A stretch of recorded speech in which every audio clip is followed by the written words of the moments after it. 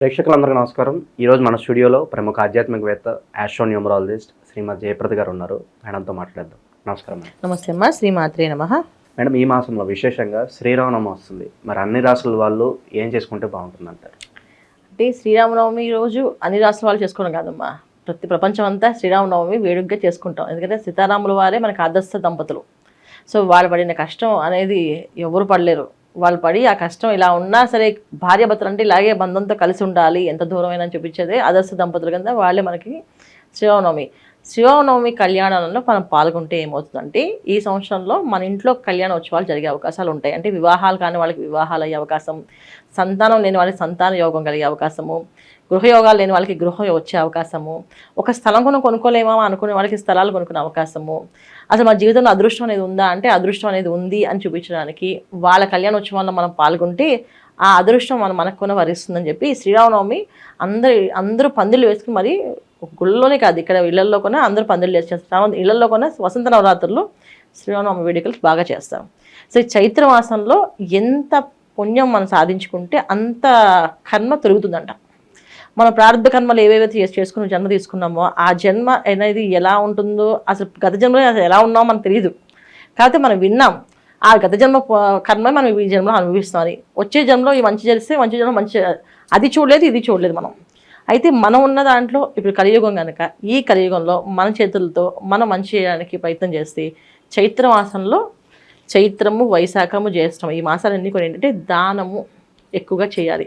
ఎంత దానం చేస్తే అంత మంచి ఫలితాలు వస్తాయి. అంటే మనం ఏదో ప్రారంభ కర్మలు అంటే మన పూర్వజంలో ఎవరి దగ్గర ధనం లాక్కున్నామో, అన్నం లాక్కున్నామో, అప్పిచ్చి మళ్ళీ వేధించామో, ఏం చేస్తామో తెలియదు, హింసించామో తెలియదు.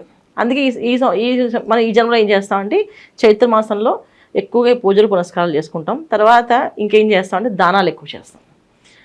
మామిడి పళ్ళు వస్తాయి, మామిడి పళ్ళు దానాలు అంటే ఫలదానాలు చేస్తాం. ఫలదానాలు చేస్తే మన ఇంట్లో మంచి సత్సంతానం ఏంటి, తీయగా మాట్లాడే పిల్లలు పుడతారని, తీయగా తేనె పలుకుల్లో చెప్పే మాటలు చెప్పేవాళ్ళు పిల్లలు పుడతారని చెప్పి మామిడి పళ్ళని, తర్వాత అరటి పళ్ళని ఇవన్నీ ఎక్కువగా దానం చేస్తుంటాం. గొడుగు, తర్వాత అన్నదానము, తర్వాత ఛాత్రము అంటే విస్తృణగరలు ఇవన్నీ ఎందుకు ఇస్తామంటే ఏ జన్మలో ఎవరికైనా వాళ్ళకి ఇబ్బంది పెడితే ఆ దోషాల నుంచి బయటపడే మనిషి, అంటే మనకి ఎటువంటి వాయు దోషాలు రాకుండా, అంటే గ్యాస్కి సంబంధించిన ప్రాబ్లమ్స్ కానీ, హెల్త్కి సంబంధించిన ప్రాబ్లమ్స్ కానీ, హార్ట్ అటాక్స్ కానీ రాకుండా ఉండాలంటే ఈ గొడుగు, ఛాత్రము, తర్వాత అన్నదానం చేస్తుంటాం. ఎందుకంటే ఎవరి దగ్గర అన్నం లాక్కున్నామేమో, అన్నం తింటున్న మనిషిని మనం తిట్టామేమో, అన్నం తింటున్న మనిషిని మనం లేపేసామేమో తెలియదు కదా దోషాలు. అలాంటివి ఏమైనా ఉంటే దోషాలు పోతాయని ఈ జన్మలో అన్నదానం చేయమని చెప్తారు. అవి ఏ మాసంలో చేయొచ్చు అంటే చైత్ర మాసంలో ప్రారంభం అవుతాయి. చైత్ర మాసం ప్రారంభమై చైత్ర, వైశాఖ, జ్యేష్ఠ మాసాలు అన్నీ కూడా దానాలే.